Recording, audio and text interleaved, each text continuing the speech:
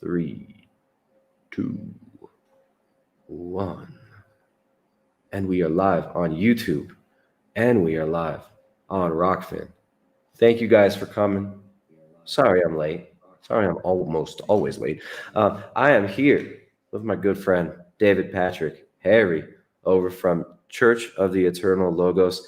And for those of you who are watching on Rockfin, make sure to check out his content that is now on Rockfin. David Yes, Patrick please. Harry on Rockfin. Yep, Congrats. at Welcome to DP. Rockfin, dude. Yep, at DPHARRY on Rockfin. Perfect. So today we've got a great show. We're going to be talking about, we're going to be going deep. We got a deep dive here. If you are not familiar with his work on YouTube, Church of the Eternal Logos YouTube channel, if I could convince one of my mods to make sure to drop the link in the chat right now, so you guys can all make sure to subscribe over there if you're not already. I'm sure many have already come in contact with our friend here, COTEL, Church of the Eternal Logos, David Patrick Harry. We're going to be talking psychedelics, Gnosticism, social media, narcissism, and self-worship, and this kind of culture of delusion that we see all around us that's kind of creating this new global citizen. And David does a great job on his channel of breaking down a lot of these ideas. He's a gentleman and a scholar. Actually, would you mind giving a little bit of an introduction to yourself for Sure. the audience who doesn't know you? Yeah, so my name's David Patrick Harry. I am working on finishing up my doctorate right now. My research focuses on the study of new religious movements, specifically that and what's called the Western esoteric traditions, the history of magic in the Western hemisphere. And I am interested in arguing for the use of psychedelics, specifically post the 1960s counterculture, as a legitimate new religious movement that actually has historical threads that trace all the way back through the history of magic, back through Gnosticism and into the archaic ancient mystery religions and into shamanism itself. So yeah, and then I also have a Church of the Eternal Logos, so I do a little bit of Orthodox ministry apologetics there. And I now have a new rebranded YouTube channel called Religious Studies 101, which in March, I hope to start producing some academic stuff on the study of world religions. And yeah, that's basically what I do. Awesome. So now you've got a history with the use of psychedelics. I think many people watching this channel as well also do. I mean, this is something that was a big part of my childhood and young adulthood. For better, but mostly for worse. The use of psychedelics, the counterculture, what I thought was counterculture, and yeah, man, I think maybe that's a good jumping place to start out with before we get into Gnosticism and the influences of Gnosticism. Is I'd like to maybe learn a little bit about your background with these so-called psychedelics. Some people call them entheogens. Terence McKenna call them entheogens. They're pathways to communion with the divine, self-transforming machine elves, transcendental object at the end of history. But yeah, how did you get interested in psychedelics, counterculture, plant medicines, the medicine as son of the mushroom, as Terence McKenna would call it? How'd you get into this madness? So, well, Terence McKenna was definitely a big gateway for myself. During my undergraduate, I was a biology major, and then I started taking religious studies classes. I grew up sort of conservative Methodist, and when I took my first class on the Bible, I got introduced to the sort of academic scholarship on biblical understandings of like who wrote what text, being introduced to the Epic of Gilgamesh, seeing the similarities with Noah, and it really shook a lot of the naivete that I had growing up as Methodist.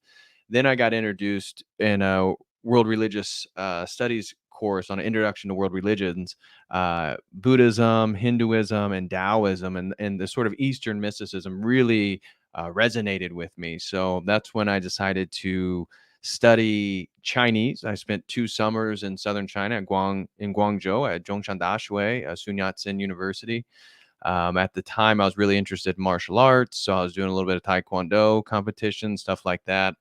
But being in China, I realized I definitely didn't want to be a Chinese scholar. And it's an incredibly materialistic and very sort of it's a weird capitalism there, but if you actually go to China, everything's about money, everything's about business.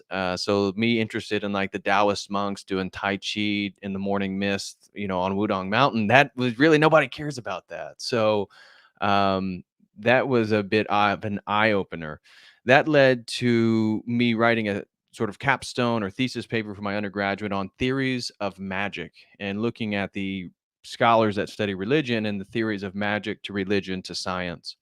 That led me doing a master's degree at the University of Illinois, focusing on early Christianity. I was very interested in Hermeticism and Gnosticism. And then I also focused on psychedelic shamanism. And so during those times where I started to go to China, I was also being introduced to Alan Watts, Terence McKenna, Robert Anton Wilson, Timothy Leary, even Jason Silva. He does like these shots of all stuff. And so I Jason Silva, that guy, I just I'm so glad you know who he is, because that is one of the like the prime examples of that's modern psychedelic pre-list, and the connections between psychedelics, and these ideas of like a shamanic revival and transhumanism. Yep, Like he's like exactly. the guy Yep, for that. He's like the new Terrence McKenna. absolutely. It's like Terrence McKenna meets Ashton Kutcher. Yeah. And so just getting in all that sphere, I took psychedelics and really began to have what I believe to be sort of mystical encounters, mystical experiences, and believe that this was, based on my studies of world religions, that this was the frontier of religion. So I definitely had a perennialistic worldview that really the inebriation of the mind, of consciousness, and encountering the sort of mysticism in those states, this is what spawned all types of religions, and this is really the basis of religion. And therefore, in the 21st century, if you really want to be a religious studies scholar, well, then you should be very versatile and experienced with the psychedelics. And so I created a YouTube channel in 2015 called Fractal Universe, universe spelled Youniverse. The idea is that the world is a fractal mathematics, Mandelbrot sets, repeating patterns at scale, and then that it's all your universe. And so this is the sort of Alan Watts monism, where you are the sentient apparatus of the universe. So I was really believed all this stuff, and I produced tons of videos promoting all this stuff. And I got eventually accepted to a PhD program where I was interested in studying people who identify as spiritual but not religious and what type of symbols they appropriate. So my original research project was, why do people who are spiritual not religious appropriate certain symbols over other symbols? Why Ganesha? Why the Buddha? Why this or that? And so I was going to dive into that. But then my first semester, during my PhD classwork, I got introduced to a book called The Psychedelic Gospels. And this book really changed the course of my research, because it showed, and I have that here, it showed the potential evidence of multiple frescoes in Western European Christianity, of what appeared to be psychedelic substances, psychedelic mushrooms, frescoes of mushrooms. And then obviously, if you're promoting all that stuff, puts a new perspective on what the Eucharist might be, or what the sacraments are, or what this, again, the Eucharist being this way in which we commune directly with Christ. And so really dove into that and came to the conclusion that it was, in regards to that book and the evidence that it shows, that it's all sort of historically contextualized with the 10th to 14th century. And that can be explained, and that's going to tie into our discussion on Gnosticism. But some of the Gnostic cults and Gnostic groups, such as the Knights Templars, such as the Cathars of southern France, when they went to the Holy Land during the Crusades, they encountered these ancient practices, these Gnostic practices that had always existed in the Holy Land, where they ingested inebriating substances as a sort of sacramental theology. And so obviously encountering that, and I'm sure many of these crusaders engaged in those habits, and then they brought them back into Europe.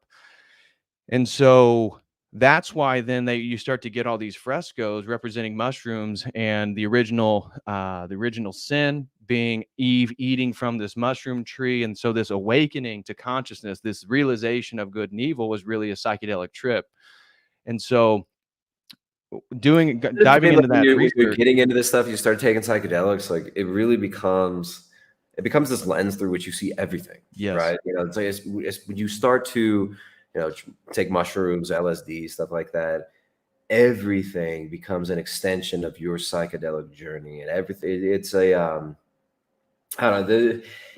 We could do a whole episode on kind of these experiences and what actually happens to the psyche, what actually happens to the mind, what actually happens to us in these experiences. But yeah, it's a funny thing because I'm going back to, in my mind, to 18 to 21, 22 years old, when I was really interested in a lot of these same ideas and coming upon a lot of these same ideas, and this obsession with these experiences, right? Like the Hmm. rush of these experiences. And you get this idea that you're probing the secrets of the universe, that you are Yep. the tip of the spear of evolutionary consciousness, and that Yep. you're about to just crack the egg of the whole universe and break into this new level of being.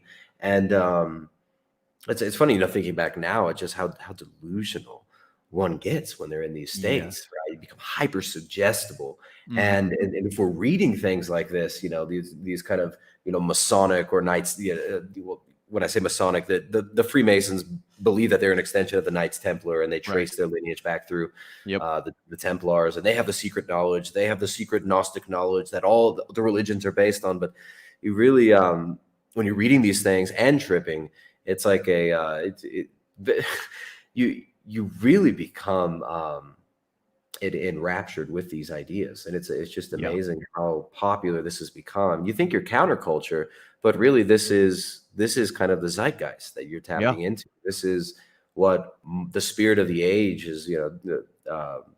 Father Seraphim Rose calls it, which means zeitgeist. That's what it's pushing us all towards. Like, you read, like, Stanford Research Institute's The Changing Images of Man, and in the latter part of that document, Yeah. which is, Joseph Campbell was involved in the creation of this book, The Changing Images of Man.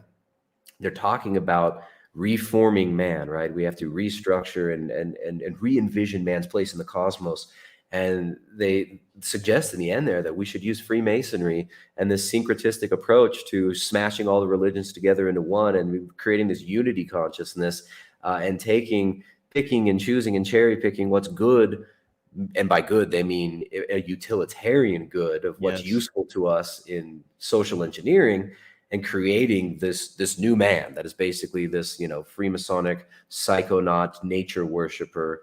Everybody's one. All the religions are one. We're all one consciousness. God is one. I'm one. I'm one with God. Everything is God, bro. Um, yeah, it's just it's amazing looking back at that, just how delusional we can become in these states with these drugs. But yeah, I'm Yeah. sorry. I'm sorry. Continue with No, the no, you hit on something I want to bring up later with this unity consciousness, and a couple theories of Marshall McLuhan regarding the global village and what he believed electricity itself was going to do to the future man. Again, he prophesied the internet in the early 1960s, just in regards to the way that it's really being used in the 21st century. So he may have had different ideas in one way or another that we disagree with, but his own research actually brought him back to a traditional Catholic worldview where he believed in, generally speaking, maybe logos theology, this type of stuff. But he had some theories about what electrical technology was going to do to man, and this unity consciousness is definitely going to play into what he believed was going to happen, and the depersoning of individuals, as opposed to that Christian understanding of actually emphasizing the uniqueness of the person. The electrical interface of the world was going to depersonalize everybody, and so everybody was going to be a sort of faceless entity, and we can see that happening right now in real time. right. And this depersonalization. I mean, when you maybe you want to unpack that. I did a stream a couple episodes back about this very concept of digital depersonalization, psychedelic depersonalization. Um, uh, what is depersonalization, David, and how does this connect with digital identity, digital narcissism, the black mirror of social media? Hmm. This is a really good segue because, yeah. What is depersonalization? How does this connect? Well, so depersonalization is, there's psychological explanations in regards to like schizophrenia, stuff like that, where you start to lose a sense of singular identity. Um, for Marshall McLuhan, he believed that that's essentially what some of the technologies were going to do, because the maintaining of one's personality is tied to a sort of linear progression of my experience through space and time. Linearism, he tied to the print, he tied to manuscript culture, to writing culture, where electrical culture was changing what he called our sensory ratios. And so the ratios of which make us experience the world, he believed were going to be influenced and changed through electronic technology, and move us to a point where we go back to the global village. And when you look at village people and villages, generally speaking, and this is not to just dunk on or speak very negatively of people in more primitive states, Right. but they don't have We're big fans of the Village People. We really enjoy, the song YMCA is a classic. exactly. But they tend to have a lesser formed understanding of what we consider like the ego, or the person, the individual that's in there. And so a village typically has what's called like a sort of village mind, that everybody must submit and play their role within a particular smaller group set, because it's based on survival, it's based on the function of the group. And so there's a less emphasis on the individual. Whereas as literacy grew, he argued that the ego itself began to rise more and more and more in history. And so you can see that even with the construction of cities themselves. So as people become more literate, cities begin to rise in historical time. He believed this to be a sort of masculine process. And so you can see even how psychedelics and the dissolution of the ego, the privileging of the feminine and the goddess and all this stuff, the ego is somehow this thing that needs to be annihilated, needs to be destroyed. And it's actually consistent with even what some of the stuff that Marshall McLuhan would talk about regarding how that's where he believed we're moving, is back to basically a unified world of a global village mind, where we're going to have less and less and less of an understanding of our ego. And he tied it even to the 1960s countercultural revolution, and saying that you can already see the ways in which the hippies and the psychonauts are talking. This is the way that people are going to be normalized into the future. And this depersoning then is to directly contrary to an orthodox worldview. And so my research into that the psychedelic gospels here led me that next semester in my PhD research to take a course on the theology and history of the Eastern Orthodox Church. And that was really my first encounter with orthodoxy. And just at an intellectual level, I thought it was so interesting. I thought maybe because of all the iconography that I would also find some of the mushroom stuff that I found in the West, because a book by R. Gordon Wasson and his wife Valentina Pavlovna, they have a book called Russia, Mushrooms and History.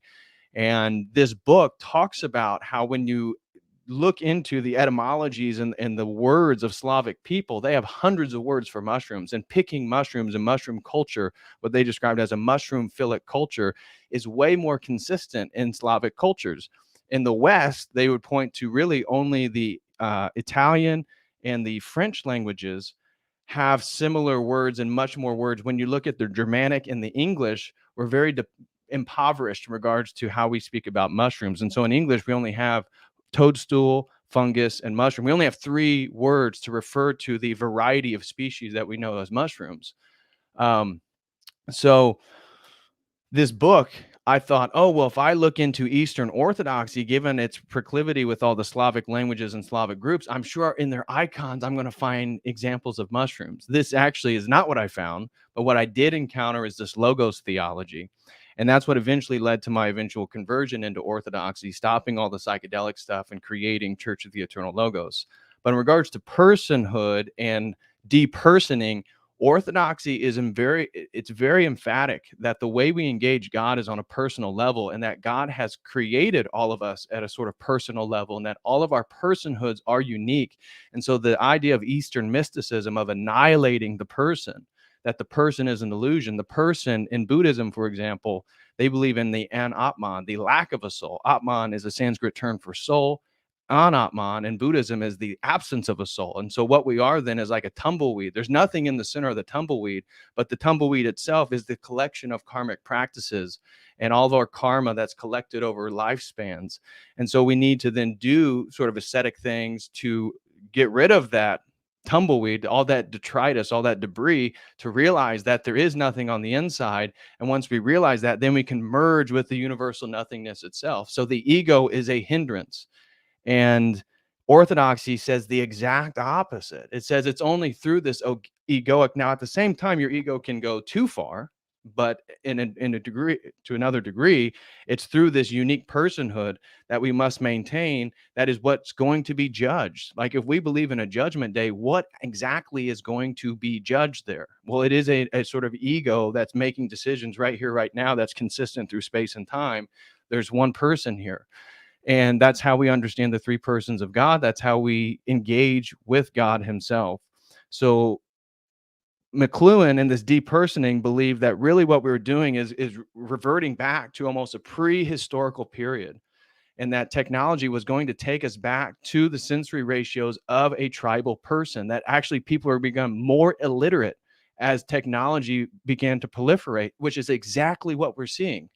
When you look Right, at so it's basically like a, you know, a fracturing of the individual, a destruction and an annihilation of the individual, and this, as the result of this nihilistic culture that we lived in, that we're living in now.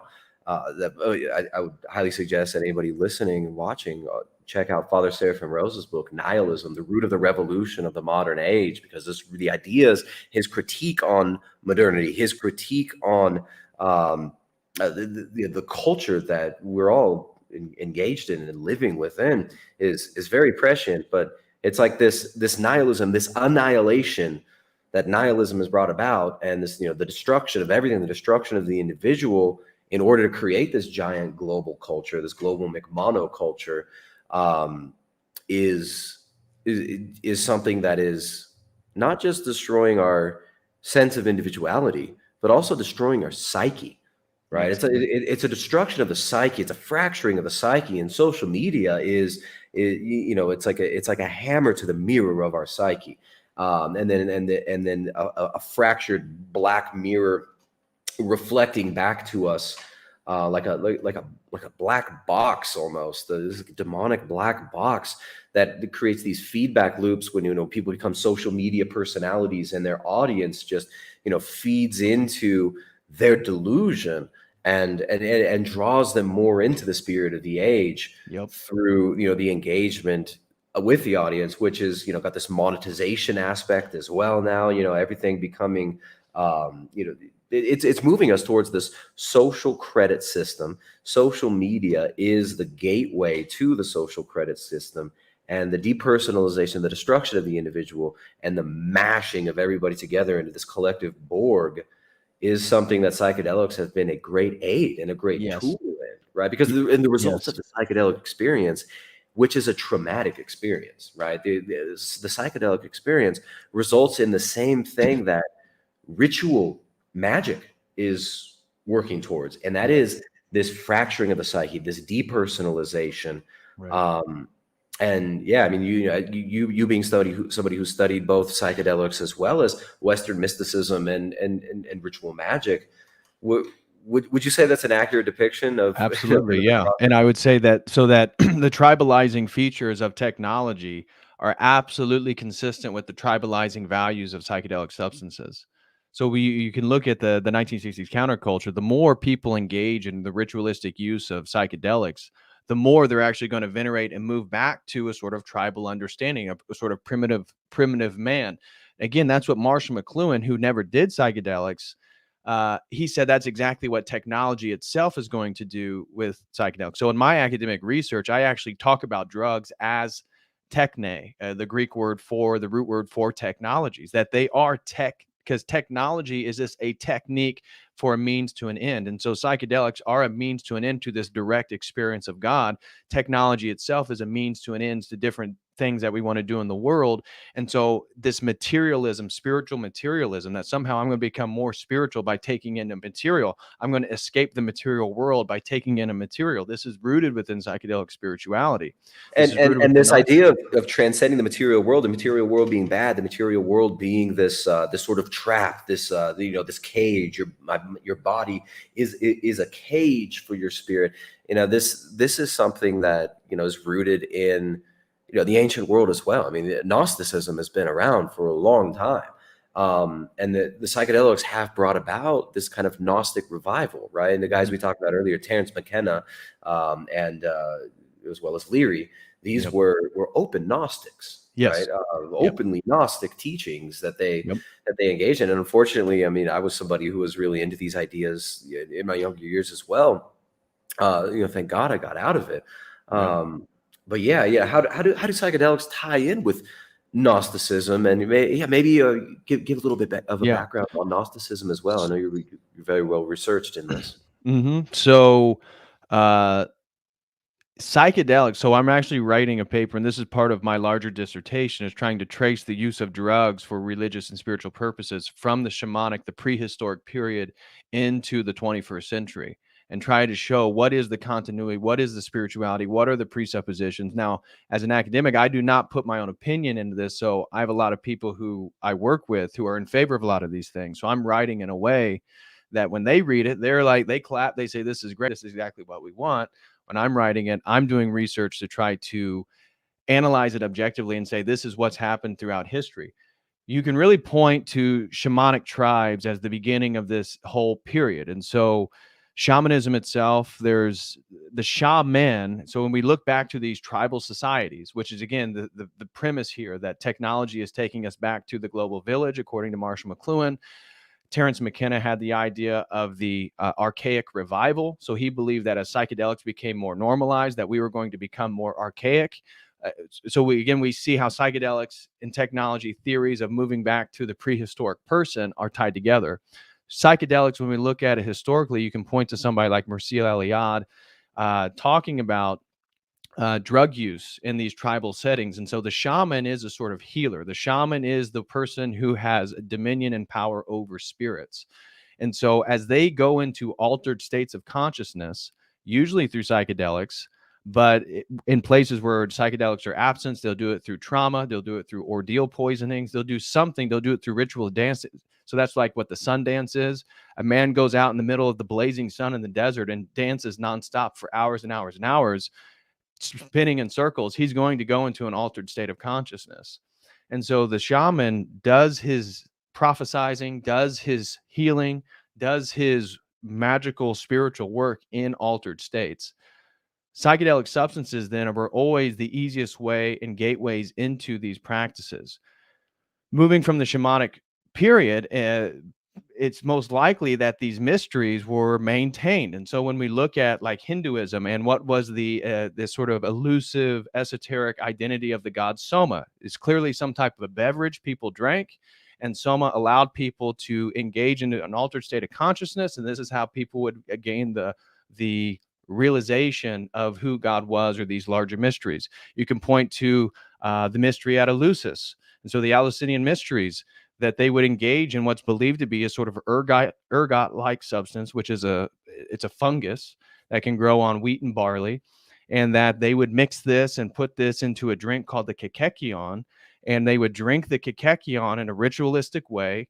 And we know that people like Plato and probably Aristotle and Socrates, they all engaged in the Allesian Mysteries. If you were of any body of importance, at least one point in your life in the ancient Greek world, you went to Eleusis to experience the Allesian Mysteries. And this was a mystery in which you drank this beverage and you were revealed the mysteries of the world, the mysteries of reality. So we can look at the ancient mysteries of... And again, it wasn't just a beverage that, it wasn't just like this substance, which, there's speculation on what it was, and possibly some sort of ergot derivative or something, which connected. A lot of the modern LSD gurus like the idea that it was an ergot derivative because LSD was synthesized from ergot. Yes. But it wasn't just done in a vacuum. It's like, oh, you just you take this potion and you're gonna get the secret sauce. You get the secrets of the universe. This is all done in in a ritual setting. This was all Yes. done in a cultural and ethnic ritual setting that was obviously developed over a period of time. Now, the question becomes, under the direction of whom, right? Right. Obviously there was a priesthood, there was Yep. that would be considered enlightened, and Yep. they believed that they were in contact with spiritual realities. Yep.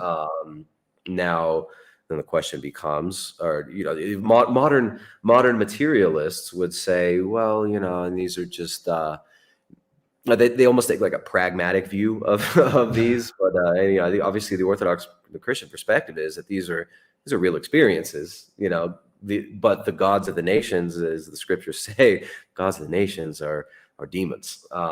Right. Now, the concept of the demonic, the concept of demons to the Greeks, like they saw these as good things, right? Like the concept of demonic Absolutely. possession. It's like you want to be possessed. The Oracle of Delphi is possessed by demons, and this is a Right. good thing because this gives what gives you power. Right. Demon just meant spirits, right? Right. They didn't have this idea of the Christian perspective was not there. The demons Well, were good. They're things that yeah. give you power, knowledge, insight. Even And it ties to the depersoning, because a lot of the ancient Greeks believed emotions themselves to be spirits. So when you got really, really angry, you were harnessing the sort of spirit of Mars or the spirit of Hercules, or again, so it was like your emotion themselves were indicators of spiritual possession. So you can see that that's a very different understanding of the person and the uniqueness of the person than what Christianity would teach, where you're actually made in the image of God, and God is three persons with one essence, and you yourself are a unique person. But yeah, right there yeah, at and Eleusis, as just you're the very go ahead. concept of like daemon, it was, Christianity flipped it on its head, right? Yes. To the ancient world, being demon possessed, it's good. I mean, this is why in where is it? It was in the book of Acts when there's the demon possessed woman. She's being used for prophesying. Yep. Um, Exactly. Making money. yeah, she's making these people money, and they get pissed off. They get upset when the demons are cast out of this woman. Right. uh, which is it? Is it Acts or is it in the? Yeah. the Yeah. I believe it's Acts. okay, I'm trying to remember which. So, but regarding where we're at with Eleusis, I want to bring the historical thread that I've been trying to work on. Um, in Eleusis, for example, it was all tied with the myth of Demeter and Persephone. So Demeter is the mother of the goddess Persephone, and so Persephone goes to the underworld, to Hades. And so when you went to the Allesian Mysteries, you were sort of embodying the mystical journey of Persephone. You were going to go to the underworld. You're going to be revealed this life and death, this rebirth experience, which again is sort of an inversion of the rebirth experience of Christianity or baptism. And we'll get into again Gnosticism and how they re-understand, and really Gnosticism is the continuation of a lot of these ancient practices where as Christianity really begins to grow in the world, well, people are interpreting Christianity in a variety of different ways. And so the ancient mysteries of Mithras, which was psychedelic, the ancient mysteries of Horus, which we believe are psychedelic, the ancient mysteries of Eleusis, the ancient mysteries of Zoroaster, which we know they were using Hayoma and various substances over in Iran, that these practices clearly, if ancient shamanism was engaging, and anybody who's done psychedelics knows that if a group of a tribal people come across a psychedelic substance and somebody does it, and then they're going to have other people do it, they're going to perpetuate the knowingness of whatever that thing is throughout history. And so I believe personally that from shamanism, these substances then are brought into, as people become more literate, into more defined pagan worldviews, pagan religions. Then you get eventually to, let's say roughly 2000 years ago, the rise of Christianity, and you have all these then ulterior narratives of what the message of Christ is. You have all these different books, this whole what we found in the 1940s in Nag Hammadi, the Nag Hammadi scriptures. Right here, there's 50. According to this, there's 52 books about Jesus, only 4 of which are in the Bible. And so, well, if you really want to know about Jesus, well, then you need to read the Gospel of Judas, the Gospel of Mary, the Gospel of Thomas, the infancy Gospels. That this is how you're going to get the true understanding. And all these groups were known as Gnostics, which is a bit of a misnomer because it's a semantic way to describe all these groups that aren't Orthodox Christianity. because there is no Gnosticism. There's a variety of different people practicing Gnosticism. There's a variety of different schools in the ancient period. Some are absolutely against sex. Some are practicing homosexuality and anal sodomy. Some are Manichaean. Some are into having children. There's a wide variety of Gnostic beliefs and practices.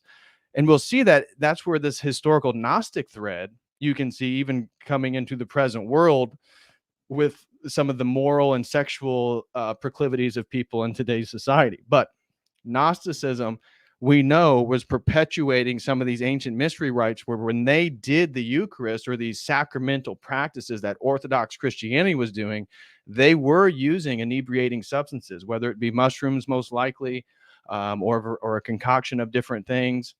And so And the basic, when you read like Saint Irenaeus, yeah, against the heretics, or is it against heresies? against heresies, yeah. Against heresies, right? He says they're using drugs. Exactly. So this is the thing. It's like when you look at these apologetics now, like you just showed the Nag Hammadi book, like a lot of the modern Gnostics, a lot of the modern, the people who consider themselves Gnostics, people who consider themselves spiritual, not religious, people consider themselves, maybe Protestants or psychonauts and whatnot. They will make these arguments of, oh well, we don't really know what the early Christians believed, and but we could through psychedelics or through these secret knowledge or finding the secret books of the Gnostics that the mean Christians, the mean Orthodox Church kept out of the Bible to keep it secret.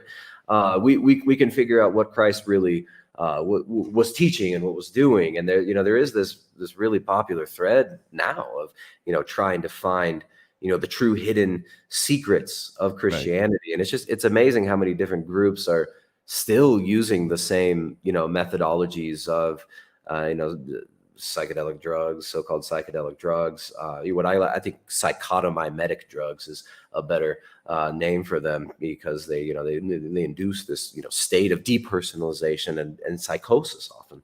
And but it's interesting how we do have this revival of these ideas now, especially with Terence McKenna, Timothy Leary, and even which I hope we can get into this as well, modern Protestantism, which there was nothing that looked like Protestantism. This idea of your infallible mind is going to determine what the nature of the relationship of man with God and the cosmos is. This kind of decentralized papism that is Protestantism, where every man is his own pope, as St. Eustace Popovich so eloquently put it. This is it's. I'm sorry, I'm getting lost in the sauce here a little bit, but let's. It's all good. Yeah. So no, you're totally right. So there's so many practices when you start to dive into Gnosticism. There's so many practices that we see reemerge in the contemporary period. Some of the groups we know for a fact were engaging in homosexual relationships because there was all about this idea. So part of Gnostic theology, and again, it varies depending on what group specifically you're talking about. But the idea is what we call Marcionism, is that the God of the Old Testament is actually a sort of bastardized entity, a bastardized God that was the birth child of a goddess figure named of Sophia. And so he's the one that created the material world. And really the material world is this nasty little thing adopting a Platonic worldview that matter is inferior to non-matter. And so the Gnostics adopt this worldview and say, well, spiritually, the way to understand this is that matter is created by a sort of fallen God, what we might consider the devil or Beelzebub or Yaldabaoth is what they used to call it. The demiurge. Yeah, the demiurge. So if matter is bad, well, then you need to try to get back to the realm of pure light, what they call the pleroma. And so they believe Jesus Christ to be the incarnation of that pure light from the realm of pleroma to save us from the nasty material world that we live in. And so from this understanding, the Gnostics engaged in a lot of different practices. If you take that presupposition, then the way you're going to relate to matter or sex or copulation, having children, is going to be very, very different. Because for them, for some of the groups, they absolutely did not believe in having children. They believe that to be a sin. And you'll see that when these practices get revived, as we talked about with the crusading knights who bring it back into France, because we see the sort of Gnostic practices really being harbored in places like Armenia with the Paulicians. And so that's what these are, the Paulician heresies. They adopt these sort of Gnostic tendencies. You also see it being harbored in Bulgaria with what are called the Bogomils, and all these groups influence what later we call the Cathars in southern France. And southern France and the Gnostic heresies is where we see then the psychedelic mysteries reemerge in Western Europe, because really they're actually being consistent with these ancient practices. And the Knights Templars, they're the ones who come up with what we would call Baphomet. So this idea of androgyny then, because if matter is bad, well, then the dichotomy between male and female must be bad. So the true understanding of the pleroma, the true understanding is that we must have been like androgynous in our original state. And you hear this from people, and sometimes it even seeps into orthodoxy, is that somehow male and female, or the pre-Edenic state, that there wasn't male and female, because that insinuates sex. And so we were all sort of androgynous entities. Yeah. Sex is bad, and all these distinctions between things is bad. I guess the oneness ideology, right? It's all one, Exactly. bro. We're all one. Everything is God, bro. It's just God eating God, and we're all just God humping God, bro. It's like this really weird, It's like it's a strange ideology. Yes, it is. And so anyways, these Gnostic heresies reemerge in the medieval times. They become a real problem for the Catholic Church, and there's a little thing called the Inquisition. And there's a lot of different people that were persecuted in the Inquisition, no doubt about that. But certainly trying to stamp out a lot of these Gnostics, and some of these, like the Hospitallers was another sort of knights group that went to the crusading lands. You can look up a church called Plain Carrault in Plain-Carrault, France, and it clearly shows a mushroom tree regarding the original sin of Adam and Eve. This was built by the Knights Hospitallers. And so these groups that went to the Holy Land, they encountered all these ancient heresies, bring them back to Europe. And the Catholic Church wants to smash it out, because these people were very anti-Catholic. They hated the Catholic Church, and they hated the Pope, and the Pope wasn't going to stand for that. And so they began to try to smash these out. And it's in the early 1300s where the leader of the Knights Templar gets killed in the Inquisition.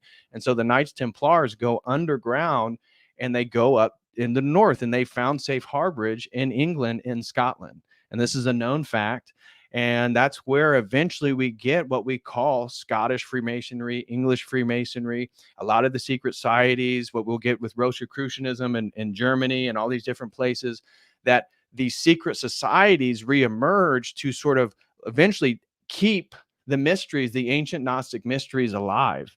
And the Masonry is very open that they trace their lineage back to the Knights Templars. And we know then that the Knights Templars, from the psychedelic scholars like Carl A.P. Ruck, who's very, very in favor of all the psychedelics, he has pretty much showed that the Knights Templar were engaging in psychedelic mysteries, and that the Baphomet himself, herself, I don't know, itself, that there's a book that I have by P.D. Newman on psychedelics and Freemasonry, where he's talking again, tracing that so many of the Freemasonry rites all are related to psychedelics if you actually get to the highest level, or you have the secret knowledge.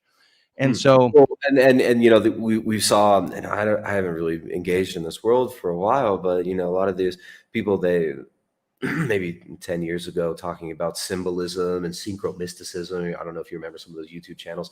They get obsessed with, the pine cone, right? The pine cone's everywhere. The pine cone represents the third eye. It's your pineal gland. The pine cone is your pineal gland, which is right. open for the use of psychedelics, in which you can cleanse your pineal gland. It's almost this like, I don't know, it's kind of like a materialistic version of the noose almost. Yeah. The NOUS, not like noose, like you hang yourself with. But then there's tying back. Okay, Freemasonry and this obsession with psychedelics, and Freemasonry is the guardians of the mysteries of the world, the guardians of the true mysteries and the truth behind all religion. This this syncretism, perennialism that we see in guys like the Huxleys and the Alan Watt. Terence McKenna, Yep. Timothy Leary later on. When you look at who is funding a lot of the research into psychedelics now, one of the most popular, I know you know this, but maybe some of the people in the audience know, one of the most popular books on psychedelics recently, DMT, The Spirit Molecule, Yep. which was later made into a documentary with Joe Rogan. Terence McKenna's spiritual son, Joe Rogan, was actually the narrator of this documentary about the ayahuasca and dimethyltryptamine. This documentary and book about DMT was based on the work of Rick Strassman. Now, Rick Strassman was doing giving people high doses of injectable dimethyltryptamine, which is one of the compounds in the ayahuasca brew used in South America by the what the Americans call shamans, but what they call themselves sorcerers, right? Down here in South America. And it's also very similar to psilocybin in structure as well. This compound, DMT, which they started calling the spirit molecule, was studied extensively by Rick Strassman, and guess who funded his research? And this is right in his book. You can open up his book, DMT, The Spirit Molecule. It's the Scottish Rite of Freemasonry. The Scottish Rite funded the research into DMT and the publishing of this book by Strassman, which kind of brings us full circle to the esoteric cults, even secret societies, the Gnostics, and the psychedelic movement, and this push towards depersonalization and the creation of a global one world unity culture where we all just believe in one God, bro. We all just believe it's all just one. That's the core tenet of Freemasonry, right? Right. You have to. You can't be an atheist and be a Freemason. You have to believe in general God, right? One God, and all the religions are pointing towards this one God. In their belief in Masonry, and Right. how fascinating that they sponsored the DMT Spirit Molecule. And that's what Baphomet's there to represent, is sort of the what we would understand for their worldview is the sort of breakdown in dichotomies, the breakdown in oppositional forces. So it's both human and animal, it's both male and female, it has wings and goat legs, so it's both terrestrial and aerial. It's this ambivalent figure that's both and so it's so the Freemasonry is obviously, if all you have to do is read Morals and Dogma by Alfred Pike, and he's talking that they are the continuation of the ancient mystery traditions. He's talking about Eleusis, he's talking about Egypt, he's talking about Zoroastrianism. And so, well, and then he culminates that in the end of his book. He says that it's it's an initiation into the seething energies of Lucifer, is what he calls it. yes, which is, and Lucifer, for their worldview, is Lucifer is the light bringer. It's the Promethean figure, and that's what Gnosticism is. It's Gnostic theology is the basis of light. You have a spiritual spark within inside you, and the point of divine knowledge is to inflame that spark. It's to grow the light within you. Lucius is the light bringer. He is for us as Orthodox Christian, that's the false light. But for these Gnostics, that's actually the true light. He's actually a glorifying figure. And so the dogmas of Orthodoxy are a sort of entrapment, right? It's a limitation. For the Freemason, they want to continue these ancient traditions, going back to the ancient mystery traditions, again, really going all the way back to shamanism, to prehistory itself, that you get into these altered states, and this is how you can grow that divine light. You can get immediate access to the divine or the divinity within the universe itself. And go ahead, if you could just go ahead and contrast that with the historical church's belief, the Orthodox Church's belief on salvation and on the nature of our relationship with God, the soteriology of Orthodoxy. Could you just go ahead and lay that out to contrast that with this, this Gnostic Luciferian version of the fall and man's redemption? Yeah. So for Orthodoxy, we also are very much interested in the collapsing of dialectics. And anybody's watched Jay, he certainly is always talking about dialectics. Dialectics are essential to what's Western philosophy. And so Orthodoxy does absolutely collapse dialectics. Christ as a figure is collapsing dialectics, the distinction between God and man. Well, some worldviews, that's why Arianism, well, you can't collapse that dichotomy, you know, the essence of God can never be the essence of man. Well, we say, no, Christ is fully God, fully man, collapsed into one entity. Theosis is collapsing that dichotomy within us. We're human by nature, but through grace, we can participate in the divine and become deified. The Trinity itself is a collapsing of a dialectic between what's called the one and the many. So that's where a lot of the Gnosticisms, they're so focused on unity, unity, unity, unity. And so all the multiplicity then is an illusion. This is a misunderstanding of the true reality, because the true reality is ultimately unity. And if you have that presupposition, then perennialism, the idea that all religions are leading to the same place, clearly makes a lot of sense. Orthodoxy says, no, our Godhead is three persons in one essence, because our Godhead is both one and many. That our Godhead, and this is a unique claim in world religions, that our Godhead himself breaks down the dichotomy between the one and the many. So So the Trinity transcends the division. It transcends this the like you said, the dialectics between the one and the many. Yes. And God is one God. One God, one undivided, one essence, one nature. But three persons. And that is revolution. There is no religion that claims that. People want to point, well, look at the Trimurti, you know, Brahma, Shiva, Vishnu in Hinduism. Those are avatars. That is not the same thing as the Trinity. That's not even close. Christ is not an avatar. Christ didn't just fake the Word of God. The second person of the Holy Trinity did not just incarnate and put on a fake flesh jacket and walk around and pretend to be man. And that's another heresy. A lot of ancient people believe that, right? That's Doceticism, is that, well, his humanity is really an illusion. Christ wasn't really man. It's that he appeared as a man because people wouldn't be able to understand him if he didn't. Well, it's interesting, and I'm thinking of the great work Father Stephen DeYoung does the great podcast, The Lord of Spirits. Quite enjoy that, and he talks about the ancient conception of gods that were communed with via ritual in these pagan the pagan rituals, and he's talking about, as well as the real history of the giants was laid out in Genesis, and then some of the Enochian literature as well, and this idea of communion with the gods and the gods possessing human bodies in these rituals that often involve sexuality, which was maintained and revived later on in a lot of the Gnostic sects of the 20th century, including the famous Aleister Crowley. But this idea, the pagan idea, we're going to lead to, right. So the pagan idea of these gods who they believed were there's this council of gods, which of course this is in Christianity as well, except they're fallen. The gods of the nations are demons,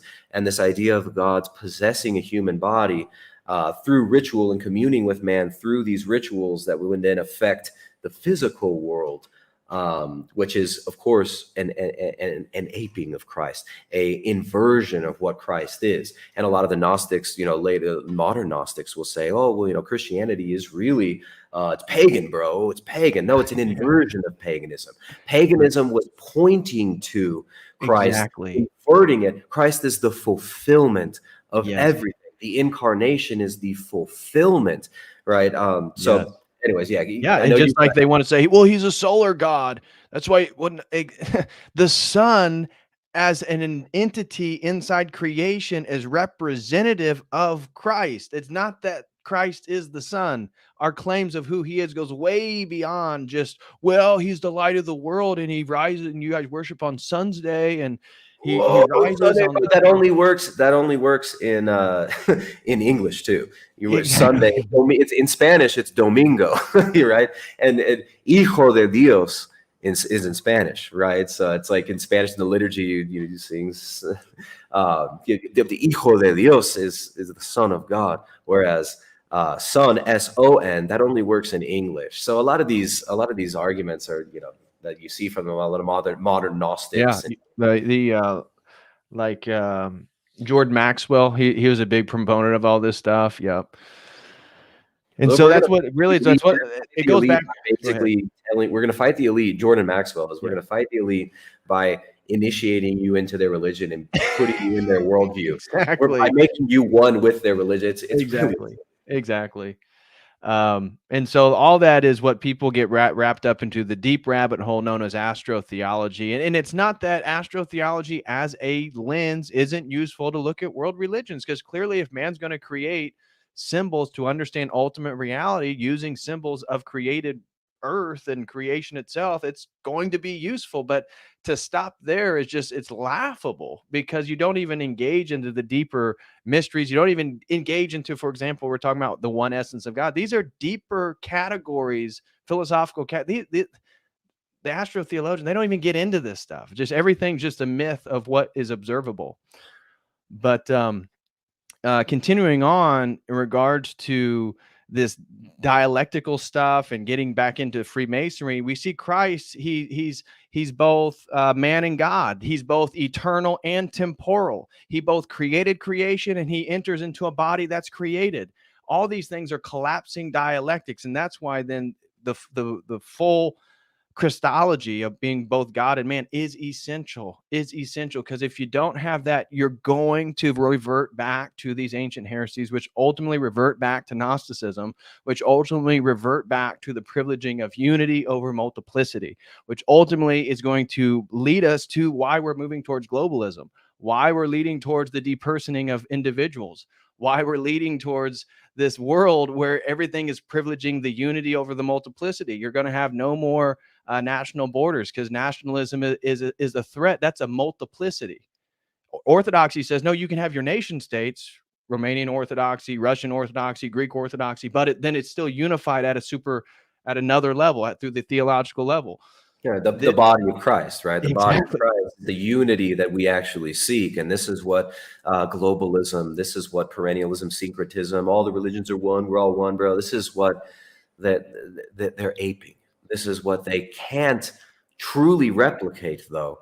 And it's just also why they all hate the true nature and then the true theology of the church, which is not an intellectual endeavor, right? It's something that is that transcends intellect, that unifies the intellect in the ultimate sense, gives meaning to the intellect, gives meaning to everything, that the incarnation. And that is what what the Gnostics hated.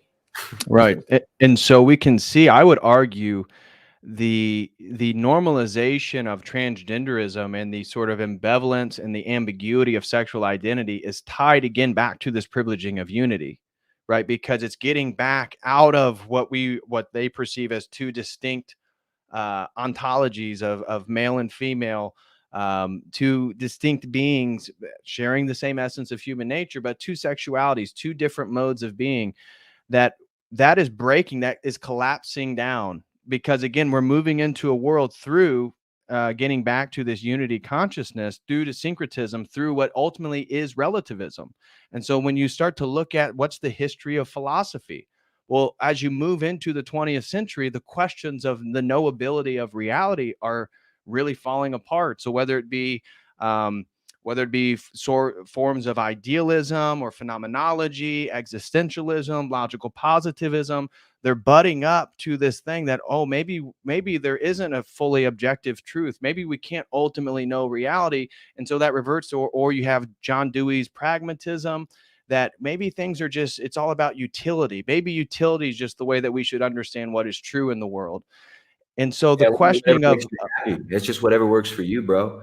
Your right, truth is your truth. Live your truth, right? Live your best life, bro. right. And without a transcendent God, no wonder you're going to revolt back into relativism. And then also with social media. I mean, not only you have the psychedelic realm, you have this idea of we're going to ingest these substances and get these super secret messages. Which it's funny because you look at the trajectory of the psychedelic experience over the course of people's lives, and they're getting completely conflicting and different messages from these psychedelic experiences that are just bringing them in all different directions. And it really just comes down to amplifying their feelings, Right. amplifying their emotions. And it's Yes. I always would, I remember when I was tripping on acid, I always saw it as something that you use to amplify your experience, Yep. right? Like if you take these in a certain settings, and if you're feeling depressed, it's going to amplify that depression. You're going to go deeper into that.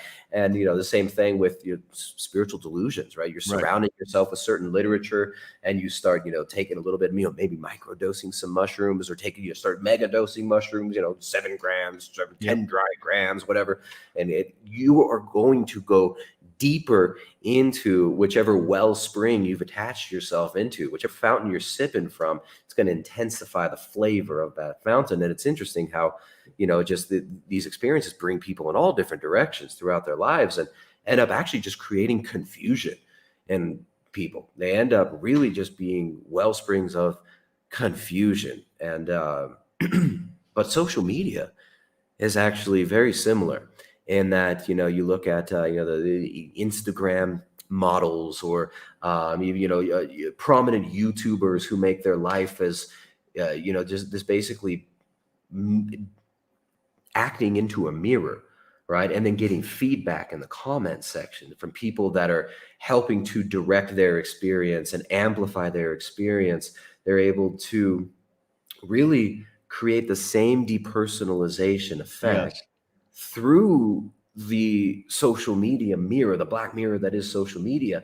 They're able to create this same exact effect as psychedelics. Does that make sense? Yeah. Am I No, I want to continue right on that line of thought, because we were talking about Freemasonry and magic, and so you can see the movement of philosophy itself with phenomenology in this focusing on the interior subject, because what can we ultimately know? Kant brings into question how much we can actually know of the objective world outside of us. So then this leads to what's called German idealism, which leads into what's called romanticism, which leads into American transcendentalism, which means, well, the ultimate reality isn't out there. The ultimate reality then is in here.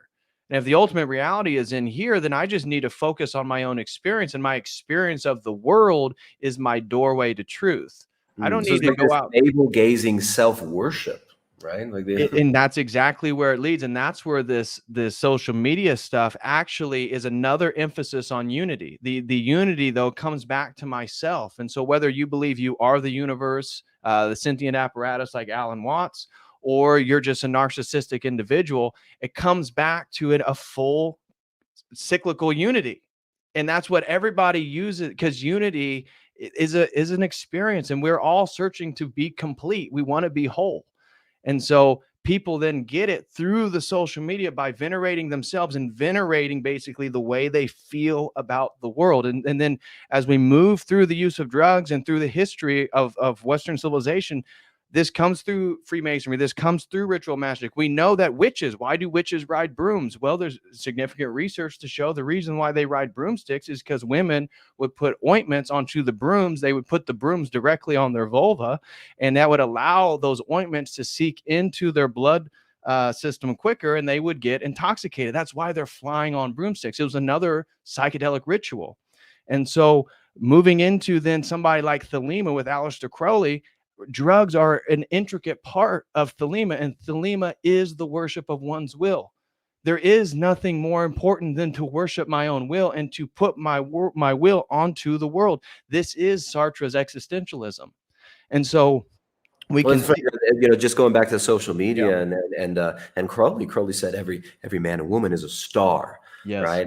Now that's true. Every man and woman is a social media star. Every man and woman is the star of his own social media, false reality, a projected reality. Everybody is able to essentially live in a mirror and have their desires mirrored back to them by the audience that they curate and influence through their behavior as well. So it's a very strange feedback loop of this star worship, this this inverted um, this inverted self worship Yes. of projecting a false self through social media, and then worshiping this idol of this fake self that you're projecting into the media or in the social media realm. Right. Right. And so We can see with Aleister Crowley, his use of opium, his use of hashish, his use of peyote, particularly regarding when we start to look at the psychedelics. He's not somebody who engaged in the ayahuasca. He didn't smoke DMT. He didn't see the self-transforming machine elves, but he was really big on peyote. And peyote was a serious drug of interest in the late 19th century and the early 20th century because of what was being found with some of the tribes in the Southwest in the United States. And so regarding all this stuff, we also see the use of anesthetics. Anesthetics were, again, when you look through the 19th and parts of the 18th century, it was anesthetics were the drug that everybody wanted to have the mystical experience. A very prominent philosopher in the American tradition known as William James, his whole definition of religion as that whichever man orients himself to be the ultimate is based on the experience he had on nitrous oxide.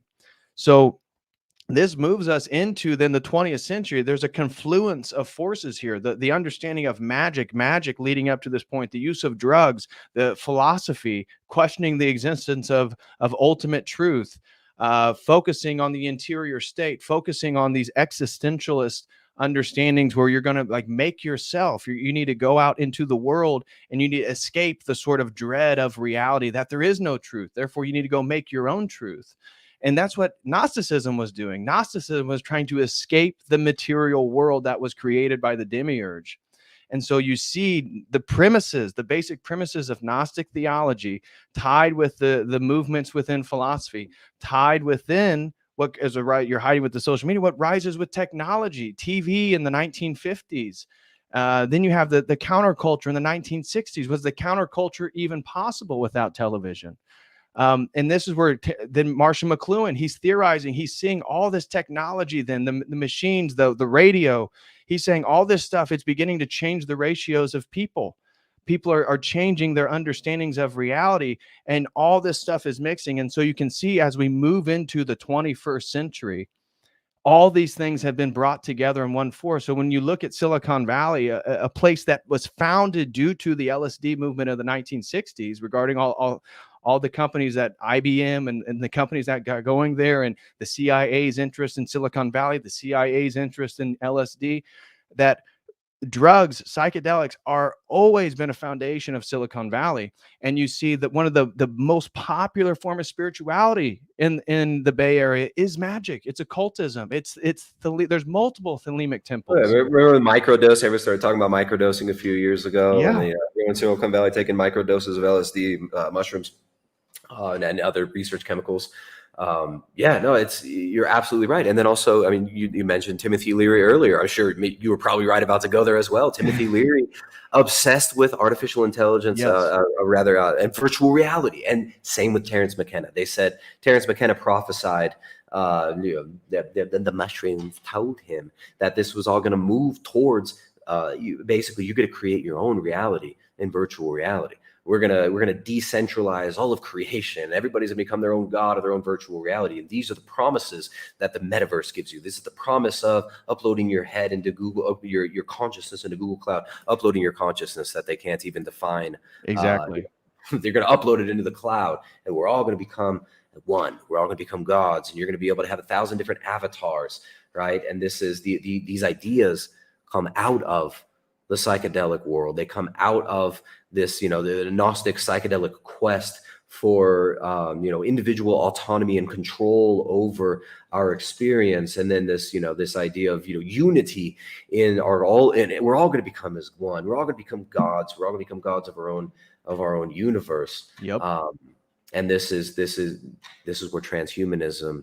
Exactly. Transhumanism is the obvious endpoint of this Gnostic existentialist impulse to escape.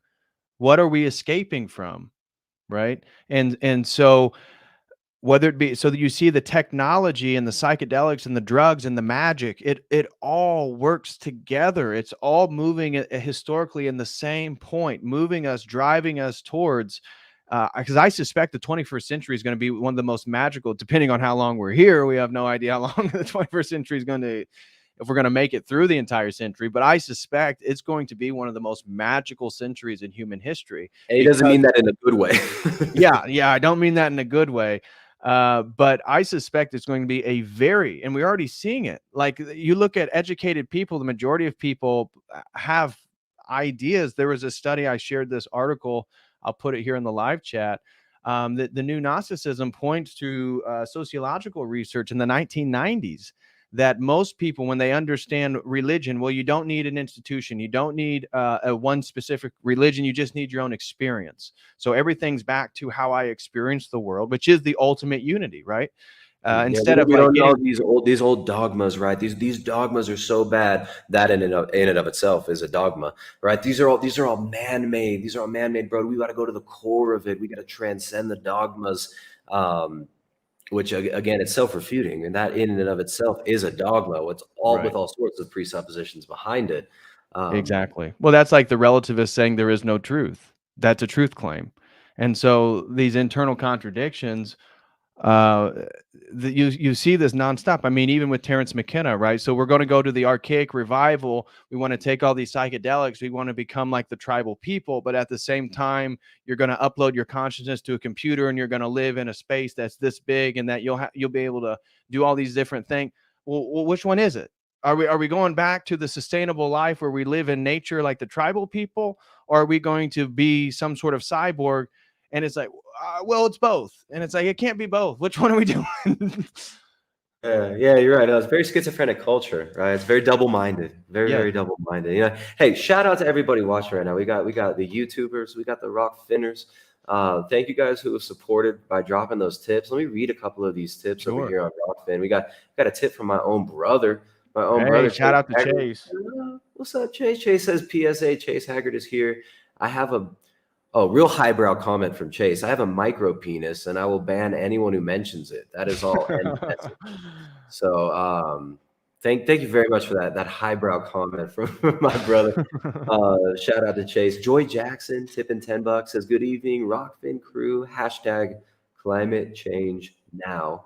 She's very pro climate change. Thank you very much, Joy. A devotional heart. Thank you very much. A devotional heart. Allison donating $5 via Streamlabs. Look at that. The biggest stepping up with the Streamlabs. Hey guys, if you guys like this stuff, you guys like these streams, if you guys like these episodes, make sure to share them. Right? Make sure to hit the thumbs up. And thank you very much for those who support via the donations, like Allison. She says, "Having dinner with an old friend tonight from my psychedelic days.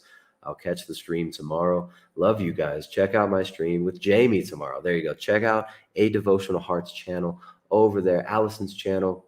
We love the work you do over there, Allison. Thank you very much for the support. Also, shout out to our friends. Shout out to our sponsors over at chalk.com. Hit them up at chalk.com. You're trying to get your hormones right. You're trying to get your body balanced out. You're trying to get you can get the highest quality natural adaptogens while they're still legal, right? While it's still legal, while it's still acceptable Get to those be test levels up, boys. getting them testosterone levels up. This is the anti-soy, and you can hook it up with chalk.com. You can get 50% off if you use the coupon code BIG50 at chalk.com. So we're still running big fat discount. The discount 50% only at chalk.com if you use that coupon code BIG50. Now, I really like the daily. The daily is a great formulation. I also really enjoy the shilajit. I mean, a lot of our soils are depleted. So many of us are mineral deficient. The purified shilajit is an amazing product as well. Also, the ashwagandha, for those of you who might have a little bit of issue getting to sleep, right? Remember, you're managing your light environment, your circadian rhythm, very important for hormonal balance. But hey, a little bit of help from our friends from the in the natural world, from some of these plants such as ashwagandha, which you can get at chalk.com using that big 50 coupon code for 50% off. Hit them up at chalk.com. If you use that coupon code, that's actually going to be 50% more climate change guaranteed. Every order, you will increase climate change by 50%, and you're going to be supporting the battle, fighting the battle against the soy tardation of our world and of our bodies. So balance your hormones out, get your hormones right, get your immune system pumping. They got a bunch of great natural adaptogens and other natural supplements over at chalk.com.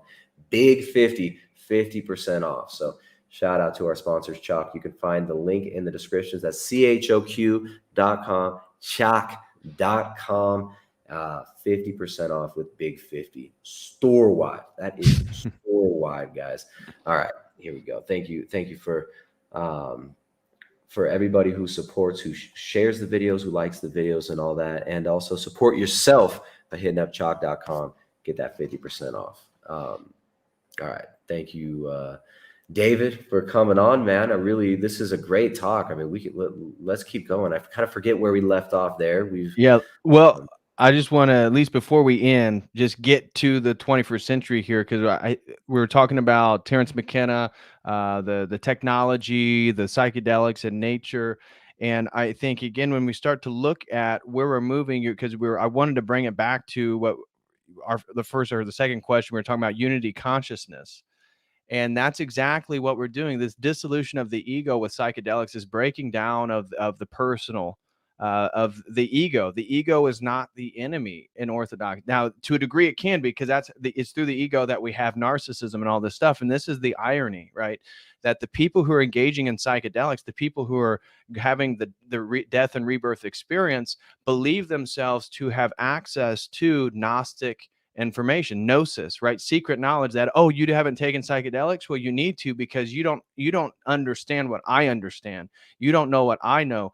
Therefore, it actually reinforces a sort of narcissistic understanding. Psychedelics actually tend to make somebody more narcissistic, not more humble. And so, ironically, when you look at these things that annihilate the ego, look at transgenderism, look at these ideas that, oh, the ego is terrible, you need to do away. Are they more humble? Are they more kind? Are they more sincere to other people who don't think like them? Actually, it's not.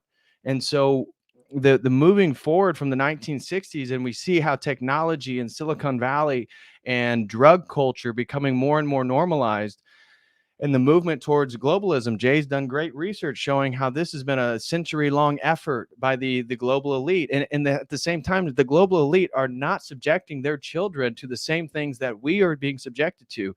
You know, who's the gentleman that found Apple, passed now? Satan, um, Steve Jobs. Steve Jobs, he didn't let his daughters and his children play with iPads and iPhones and all this, because they knew exactly how it affected people. They knew how it changes people's sensory ratios, how it changes their ability to focus for periods of time, how it changes their literacy rates. And so when we look at people like Klaus Schwab, when we look at the Rothschilds or the Warburgs or the rock at the very top, you don't think they know all this stuff? You don't think they pride themselves in knowing the history of philosophy and intellectual ideas and spiritualities? Of course they do. And so they see themselves as not being subject to the same things that they're trying to subject everybody to, because it's through the drugs, it's through the technologies, it's through the social medias that people are actually becoming depersonalized, as we talked about, leading to the collective hive mind. And that collective hive mind is bringing about the one world religion, the one world government, the one world everything, the global citizen. As you talked about, the global citizen is a person who has no personhood. They've lost it. They've annihilated it. And that's what that's what aspects of what we're dealing with in the world. I don't want to say any words that may trigger anything, but the covering of one's face, of the unique presentation of themselves. This is part of this depersoning effort to get you to disassociate with this idea of having autonomy. And so at the same time that they've manipulated these existential impulses that I'm going to blend with the machine and live forever, that's what the elite believe, no doubt. But they want you to lose your autonomy. So both people, ironically, both people are becoming depersonalized to some degree, but they are maintaining their wherewithal, where they want to make sure you don't have it at all anymore, and that you're just an automaton. Absolutely, completely agree. Very well said. Very succinctly said. Yeah, and I love how you brought up, and we didn't get too much into this. So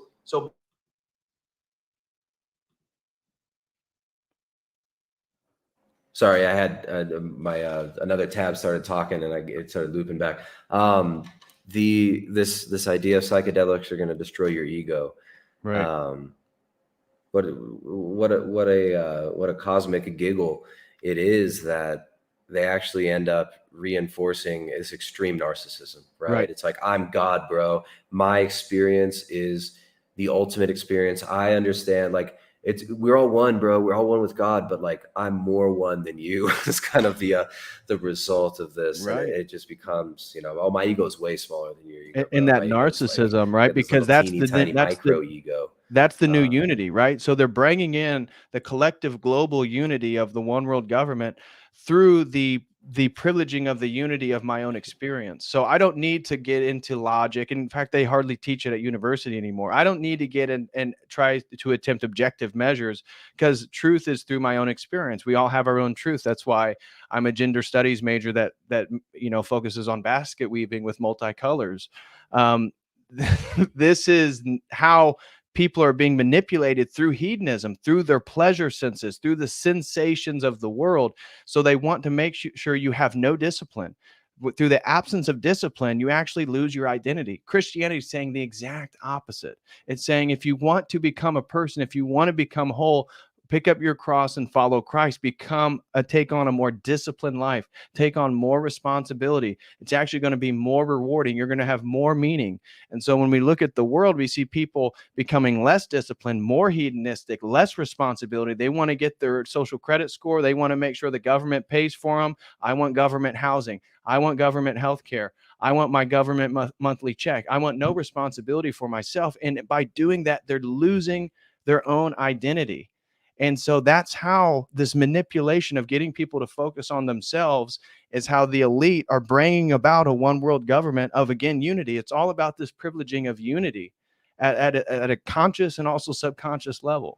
And of course, it's a false unity. It's a unity Yes. based on delusion. It's a Yes. unity based around the worship of the self. It's a unity based around lies, right? And but the world, of course, and even the Gnostics, many of the Gnostic sects openly, venerated and worship the father of lies, right? They say Yes. that Lucifer is there to liberate man. He's there to give you the secret knowledge, and God's just trying to keep that from you, man.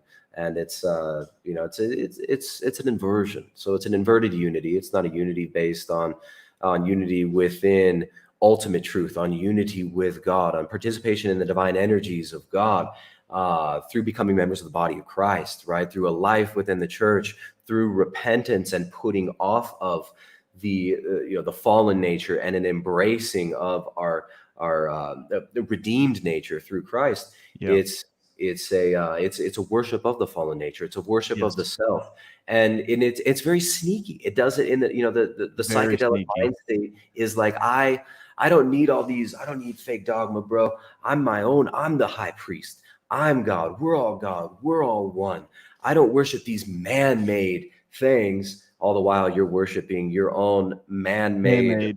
delusions and Right. your own man-made dogmas. I don't worship these man-made dogmas. That's all man-made, bro. I'm natural. I worship I worship only God. I just worship God, just the one God. But really, it becomes a worshiping of the self, a Right. Which worshiping is of God mind. for them. God is God. You are God. You're one It's with still God. worshiping the one God in their worldview, right? It's actually consistent. Yeah, that's right. Yeah, I'm one with God. We're all one, and we're all son. We're all the sons of God. We're all just like Jesus. We're all the same. And I only worship God.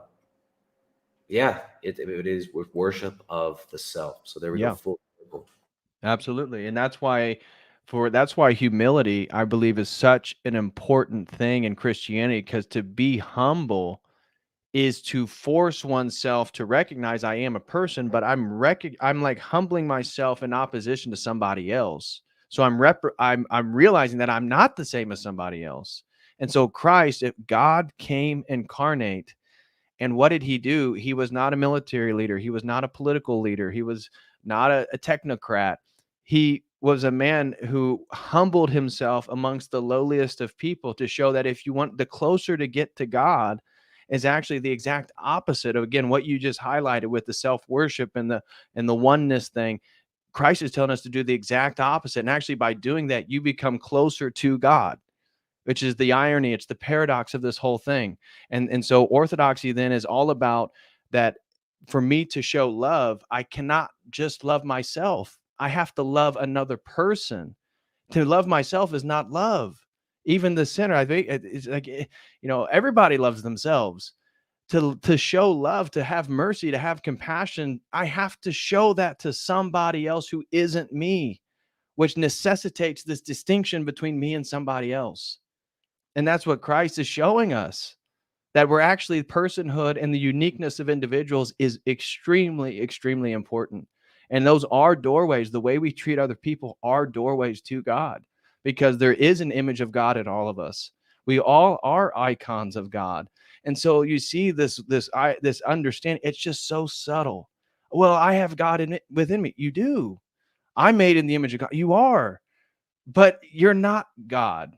And so that's so subtle, but it's a world of difference. And that's why now that we're moving into the reset of things that we're moving into, the people who are living more moral lives are seeing things more and more clearly. Where the people who are living more and more hedonistic lives, people who are diving into these ideas where they worship themselves, they're becoming more delusioned with the world. They actually are moving in the trajectory of the opinions and the plans of the global elite, where the people who are living more disciplined lives, because discipline itself is separating of things. It's a differentiation of things, and I'm choosing one thing over another. Both of them aren't equal. Where most of the people diving into and becoming pawns of the global elite, they equate all things as equal. And the lack of distinction, back to the Baphomet. Yep. Well, David Patrick Harry, Church of the Eternal Logos on YouTube, and it's at DP Harry over there on Yes, on Rockfin. There we go. So hey, if I can get my mods, who actually I might have a link. Let me drop. I think I've got your link still in my thing here. I can post Church it. of the Eternal Logos on YouTube. The link is in the chat. The link's going to be pinned in as a top comment here on YouTube to go subscribe to David's channel if you're not already. I'm sure many of you already are. Thank you so much for coming on, man. Thanks for I would having love me. to expand on this, to do it again. One of my favorite guests, one of my favorite dudes to talk to. David Patrick Harry, Church of the Eternal Logos. And any last thoughts? Anything we forgot? Anything you want to drop on the audience now? I don't know. I ramble, dude. I don't even know. I can just start jibber jabbering and talking about a lot of things. I think that based on the premises that we've talked about tonight, focusing more on the 21st century, I think that would definitely be a really interesting part too. Is a lot of my academic work is trying to trace the use of drugs throughout history. So moving from the ancient period into the early 20th century. I mean, that's something that I try to focus on. That'd be fun. That'd be fun. I mean, that's something I've also, experienced, and then also, done a lot of research on. I was, I was obsessed with the countercultural movements of the 20th century and trying to decide, figure out what the roots of these were, what the meaning of these are, where they were going, what they really were about. And yeah, let's do it, man. Maybe next week or the week after. I don't want you to get sick of me, but let's do it, man. We'll do a part 2. We'll talk about 20th century. Yeah, 20th, 21st century. We'll just focus there. Yeah, sounds good, man. We talk about the psychedelic revolution. Get more into Leary and some of these. Yeah, Leary's AI, the singularity, which I would love to dive into the singularity. One of the spiritual archetypes, if you will, of American spirituality is millenarianism. This idea that Christianity has the apocalypse, things are going to get worse. Well, the millenarian idea is that we're going to move into a utopia. And so whether it be Marxism and the material dialectic is going to lead to a classless society, and therefore we're going to experience utopia, or the multiple Christian movements within the US that believe that, it's going to happen in the 19th century. It's coming. We're going to move into utopia. This is a part of my my senior dissertation thesis, and as an undergrad, as a history major, I talked about millenarianism and modern doomsday cults. Yeah. This is, of course, at the time when I was more atheist, perennialist. Actually, at this time, I had kind of become like a general Protestant. By the time I'd wrote that one, but yeah, yeah, I'd love to get into all this Yeah, stuff, because man. that's what singularity is, and that's why singularity, I think, really comes out of Silicon Valley. It's just the third wave of it. Like again, the sort of waves of Christian resurgence in America. I think the third wave is Silicon Valley, and it's the singularity. It's the Ray Kurzweils of the world. It's the Jason Silvas of the world. That they are so, and because that's going to be utopia. It's the Terence McKenna's of the world. It's the same framework. It's different trappings. It's different. Theologies to a degree, I mean specifics, but the larger framework of the theology, it is the same. That somehow in this world, it's going to be in 10 years, it's going to be in 20 years, it's going to be in 40 years, and the date just keeps moving back. But everybody believes we're getting ready to enter into utopia. That is part of the American tradition. And I think that has now, the globalism is just that spreading around the entire world. And it's just everybody is being inundated with these concepts, which is then ironic that America and the South and the Midwest, we're actually, my life is basically pre the coup. Like but you look at Europe, you look at Asia, you look at, I don't know how Africa is, but you look at Greece, for example, and the QR codes. It's so funny that America's the exporter of all this stuff. And at the same time, in the center of the country, it's still one of the freest places to be. Yeah, well, yeah, it's funny how America is the exporter of all this. I mean, this go, you read like Francis Bacon and his idea of the new Atlantis. This is what he saw America as, the vehicle for a global monoculture. Yeah. Which, of course, it'll be this great technocratic utopia that'll be scientifically managed by the scientific elite and in the Baconian model. So yeah, let's do it, man. We got to do it again soon. David Sounds Patrick good. Perry, Church of the Eternal Logos. Links are going to be pinned, top comment on the YouTube channel over there, in the chats as well right now. Guys, make sure to subscribe to him and hit him up on Rockfin. He's also on Rockfin, guys. If you're watching on Rockfin, make sure to upgrade to a subscription, get access to all the premium members content. Another big shout out to our sponsors over at CHOQ.com. All right, CHOQ.com, you get 50% off all things on their website. Chalk.com, highest quality adaptogens, natural supplements.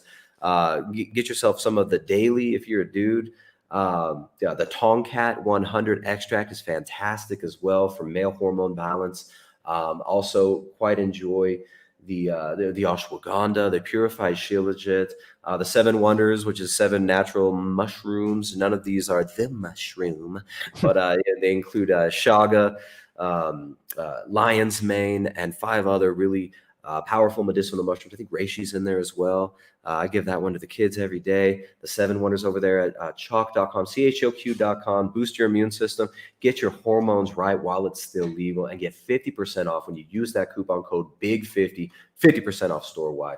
Thank you, everybody, for watching. Share the videos, like the video, subscribe to our friend David Patrick Harry over there at Church of the Eternal Logos on YouTube, at DP Harry on the Rockfin for uncensored content as always. Thank you guys for sharing. Thank you for liking. Thank you for supporting. And yeah, get out there in the real world, make real relationships, talk to your neighbors, right? Talk to your families, support local food production, and get out there and live your lives in the real world. Yeah. All right, guys. Tell somebody you love them.